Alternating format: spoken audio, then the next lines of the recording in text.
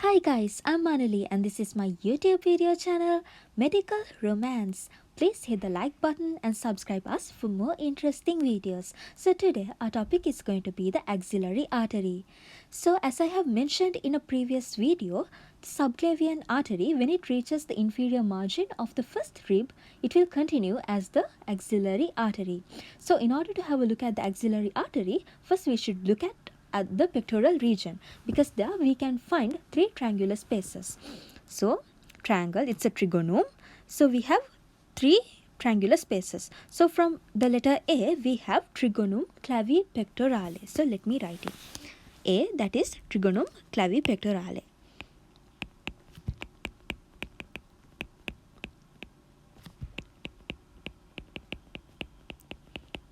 And this is margined by the clavicle and the pectoralis minor muscle. So that is letter A.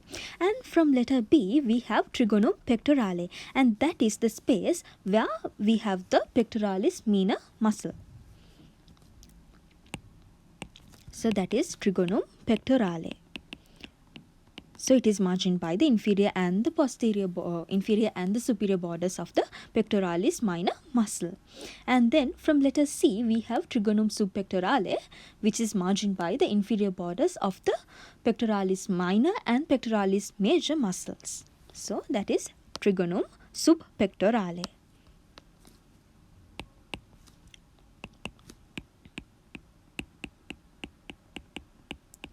Okay, now let us have a look at the branches that are arising from all these triangular spaces or the trigonum.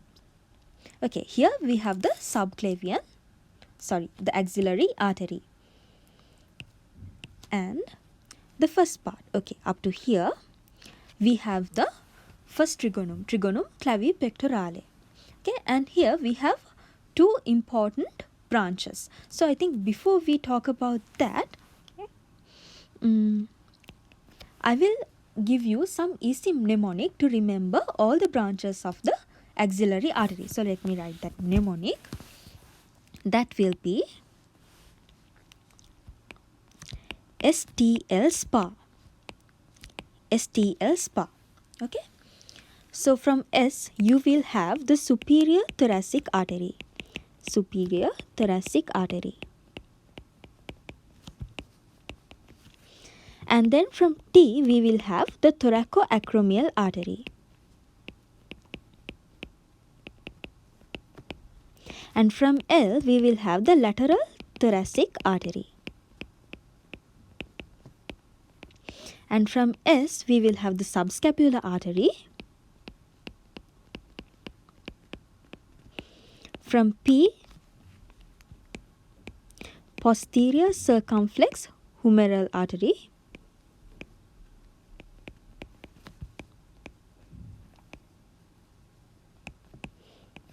And from A we will have the anterior circumflex humeral artery. Okay, so the mnemonic is STL SPA. STL SPA. Okay, now let us have a look at the branches.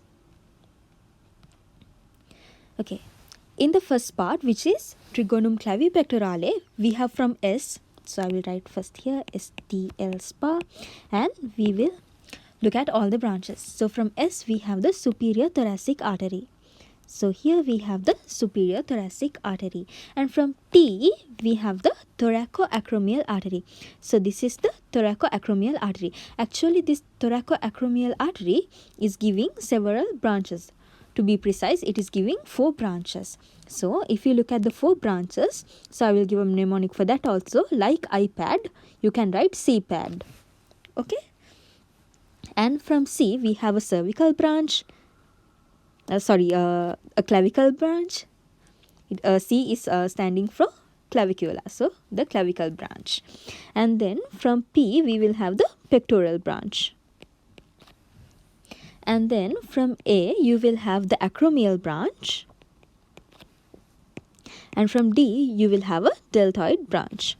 Okay, so those are the branches of the thoracoacromial artery. And then we will move on to the next trigonum, and that is trigonum pectorale.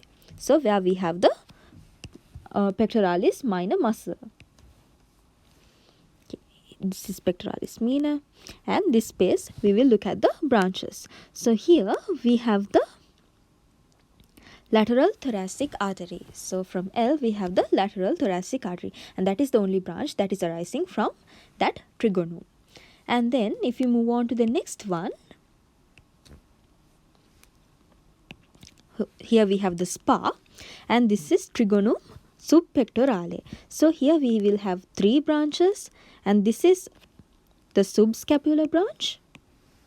This is the subscapular branch. Actually, the subscapular branch is giving 2 other branches, and this is the thoracodorsal artery, and this is the circumflex scapular artery. And this circumflex scapular artery is going through this triangular shaped foramen, and that is foramen trilaterum, which is actually margined by some muscles and the humerus. So it will be going through foramen trilaterum. So let me write foramen trilaterum, and that is the circumflex scapular artery. And then we will have, that was S, arteria subscapularis, subscapular artery. And then we will have from P the posterior circumflex humeral artery. Posterior circumflex humeral artery. So it is this one which is going through this rectangular shaped foramen, and that is foramen quadrilaterum.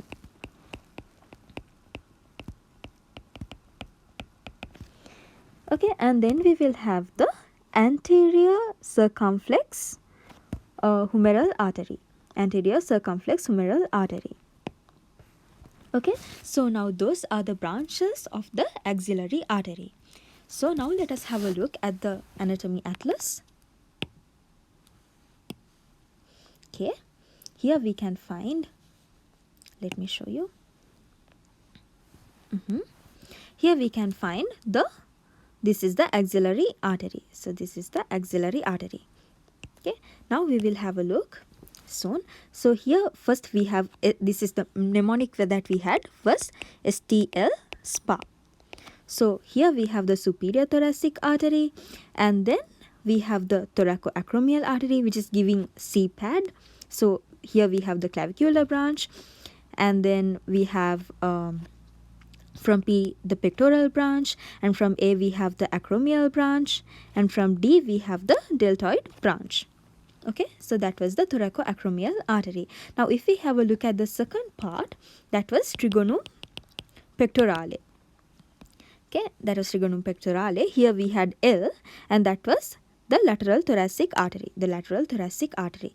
And then if you look at the third part, that was trigonum subpectorale. Here we have the subscapular artery from SPA. Okay, and it is giving the circumflex scapular artery and also the thoracodorsal artery. And then we had the anterior, so first we had the posterior circumflex humeral artery and the anterior circumflex humeral artery. Actually, they are going around the humerus and actually making an anastomose. So those are the branches of the axillary artery. So hope everything is clear for you. Thanks for watching our video. Please hit the like button and subscribe our videos. Thank you.